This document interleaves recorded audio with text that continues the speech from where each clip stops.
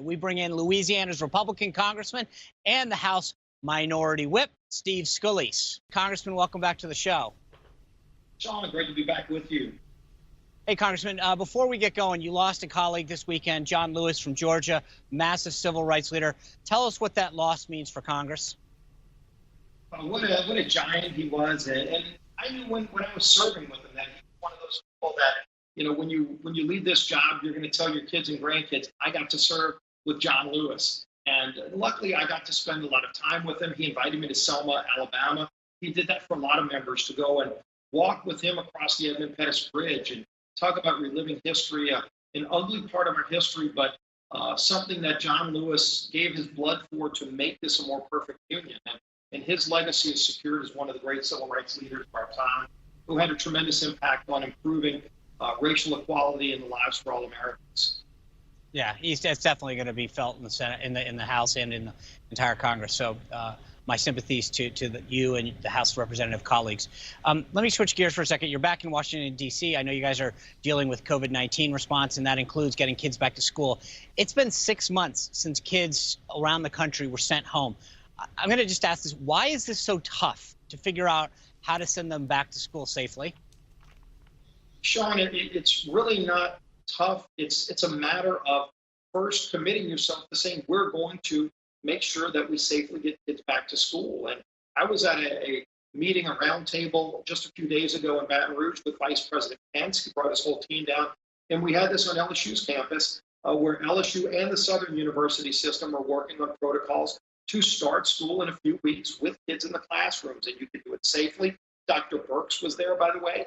And she confirms, I mean, there's protocols you can put in place for kids, whether it's K through 12 or higher education. The focus has to be not on whether or not you can do it, but we know it can be done safely. Now let's go work through and get it done. No more excuses. Our kids need this, by the way. The American Academy of Pediatrics, Sean, just put out a study that, number one, shows guidelines for how to open up schools safely, but then they go further and they talk about the negative impacts on kids who were not in school those last few months of the last school year, and why it's so important that we have kids back in school, not just learning remotely, but to be able to be back in school. We've got to get this done. Yeah, I know. I think every parent right now wants to send their kids back to school safely, but there are real risks, right? We acknowledge that. And the question I have is, God forbid, the first student that dies from COVID, I think is going to change the game. Don't you think if that happens, God forbid, we hope it doesn't, that suddenly that's going to then recalibrate everything, because that once that one thing happens, it's going to reverberate throughout the country? Well, first of all, Sean, we know a lot more about COVID-19 than we did back when the first shut-ins happened and schools were closed.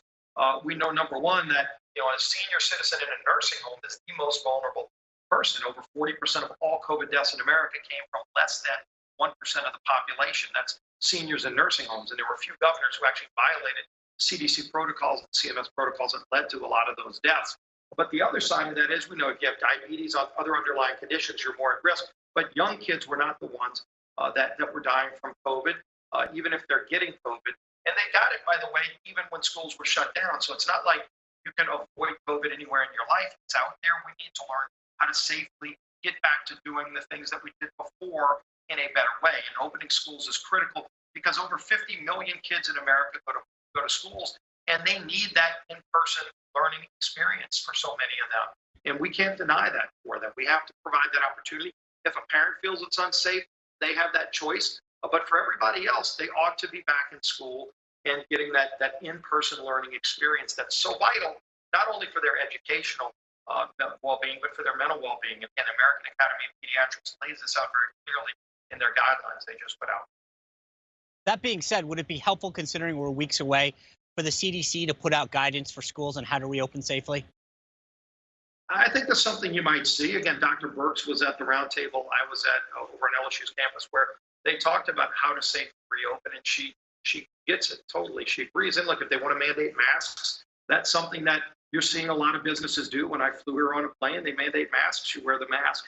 If kids need to wear masks, and teachers do, that's a protocol they can look at. But there are a lot of other things too, just wiping down and making sure people are washing hands and watching the interaction, the proximity. But a lot of teachers have told me, or people that are focused on how to reopen.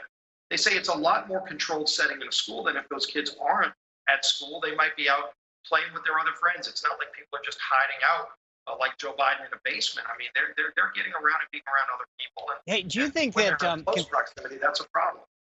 right? How hard is it going to be to pass the next stimulus bill? Democrats control the House, Republicans control the Senate, and obviously the president's a Republican. So what's the plan to get the next stimulus package through for individuals and businesses? Well, you still see a lot of negotiations going on about if there is going to be a next bill, and the president's laid out things like he wants a payroll tax cut, and that's something that would help everybody, both people that are working and people that are not working, because it would encourage employers and help employers bring more people back. But we also look and we see the $600 a week that's being paid has become an impediment for workers, getting a lot of employees getting their workers back. So we've got to look at all the money that's already been spent. Over $2 trillion is out there. Some of that money still hasn't been spent. Over $100 billion in the Paycheck Protection Program alone, that's still out there. I focus more on what we've already done and making it work better for people, as opposed to all this talk of more and more money being spent. Let's focus on helping businesses get back, reopen safely, helping people get back about their lives safely. And there's a lot of money we've spent to do that. So if you say that $600 is an impediment to some degree because it's incentivizing people not to work, what's the answer? Well, again, I think you've looked at a number of businesses that have shown clearly that they're having a hard time getting their work back, that are reopening and that want to reopen. Some of them can't reopen because they can't get their work back. That was not something you want to see Congress helping kind of spur and promote. But at the same time, we know that there are millions of people still unemployed because their businesses haven't reopened. That's why the focus needs to be on getting things safely reopened and opening schools again. Look, having schools open is not just important to those 50+ million children that are relying on us to go and do that hard work to figure out how to get it done, but also a lot of those parents that can't go to their job because they're homeschooling their kid. I mean, this is a real impediment to reopening the economy as well. Congressman, thank you again for joining us to give us an update. Best of luck as you try to move forward with the next coronavirus stimulus package. Always great being with you. Thanks a lot, John. You just watched Newsmax TV, America's fastest growing news channel, now in 65 million homes. Get Newsmax TV on all the major cable systems or go to newsmaxtv.com and click on the Find Newsmax tab to locate us. Remember, Newsmax TV, we're real news for real people.